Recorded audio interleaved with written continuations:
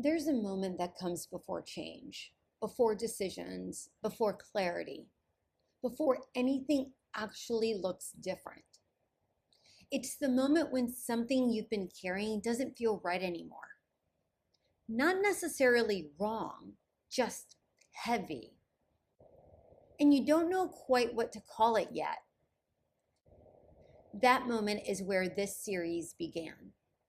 It wasn't planned. It didn't come from a content calendar or a big idea. It came after recording the episode on regret and then sitting with my own life for a while longer than usual. Major milestones have a way of slowing you down like that.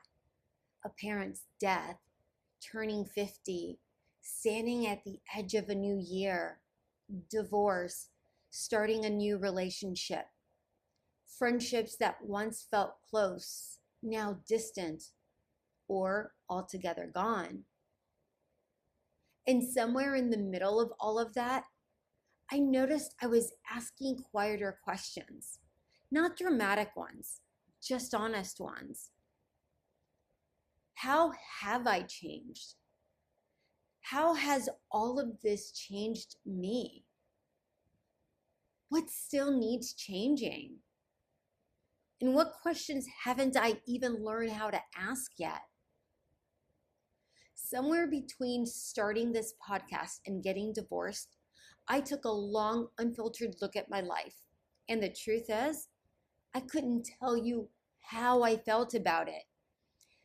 I was a mixed bag of what I lovingly call IDH AFC. I don't have an effing clue. So I started rediscovering myself. That's when I began paying attention to what I call aha moments. Those small flashes of clarity that might seem obvious to someone else, but felt earned to me. Because my journey wasn't linear.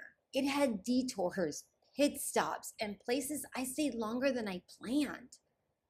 Those moments are easy to share. What I don't always share are the rocky parts I found myself in, the places I lingered and sometimes still fall back into, the thoughts that show up after conversations, after situations, or even after realizing I reacted to a movie in a way I didn't expect. Here are some of those thoughts. I don't recognize myself anymore. What are you doing? I should be over this by now. I don't know who I am if I stop being the version of me that holds everything together. You see, we live in a world that talks a lot about becoming stronger, becoming healed, becoming confident, becoming better. But we don't talk much about the quieter and honestly, much harder work that comes before all that. The undoing, the unlearning, the letting go of the selves that once protected us. That's the space this series lives in. Because unbecoming isn't about erasing who you were. It's about honoring the versions of you that got you through and recognizing when they've stayed longer than they need to.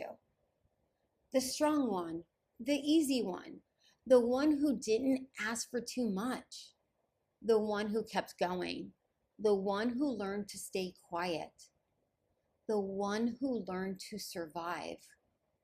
Unbecoming is what happens when those identities start to loosen, not because they were wrong, but because you're no longer living in the season that required them. So I want to be clear about what you're stepping into here. This is not a self-help series.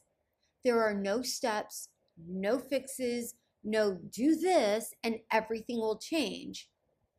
This is not motivational. It's not meant to push you forward. It's meant to sit with you.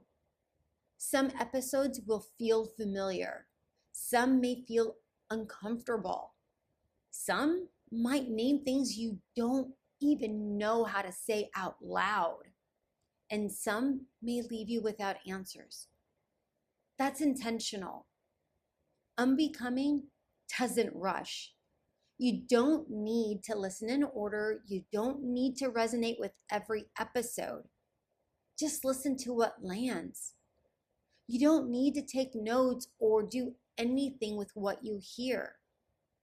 Just notice what stays with you. Notice what softens.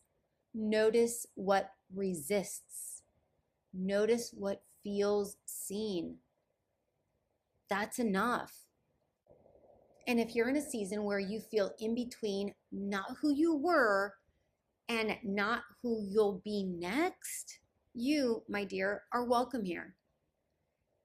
This is Unbecoming, a series about the selves we had to become to survive and the courage it takes to let them go. If this resonates, you're welcome to follow or subscribe whenever you're listening. It helps the show find the people who might need it. And if you want to support Caffeine and Clarity, there are ways to do that quietly in the links below. But mostly, I'm really glad you're here.